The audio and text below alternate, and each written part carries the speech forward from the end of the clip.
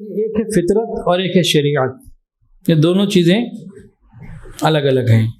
کون سی دو چیزیں جی؟ فطرت اور شریعت دونوں الگ الگ چیزیں ہیں۔ شریعت معاف کر دیتی ہے، فطرت معاف نہیں کرتی۔ شریعت معاف کر دیتی ہے، فطرت معاف نہیں کرتی۔ اس نقطے کو یاد رکھنے کی ضرورت ہے، اللہ کرے کہ یاد رہے۔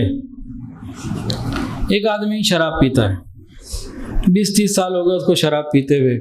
ایک دن کسی عالم کے پاس آیا، ان کا بیان سنا شراب حرام ہے، کسی اللہ والے کی مجلس میں آیا، دل میں خوف خدا بڑھا تو اس نے توبہ کر لی، یا اللہ آج کے بعد میں یہ کام نہیں کروں گا۔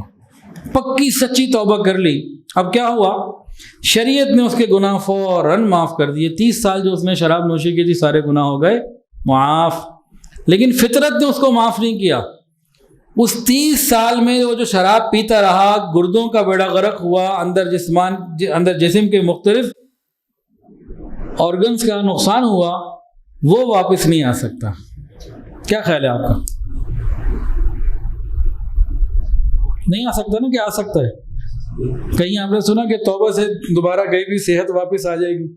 ہاں، گناہ معاف ہو جائے گا۔ اب سمجھ میں آ گئی بات؟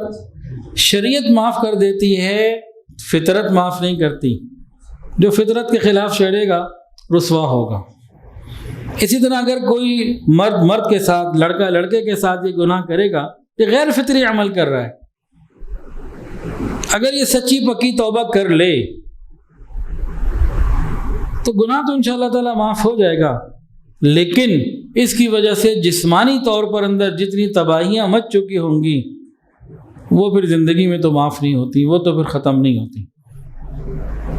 اس کے لیے تو پھر اپنا ایک ٹائم ہے اور معاملات ہیں، اور کس کی زندگی کتنی ہے۔ جوانی چلی گئی، صحت چلی گئی، جوانی میں آنکھوں کے آگے اندھیرا چھانے لگتا ہے۔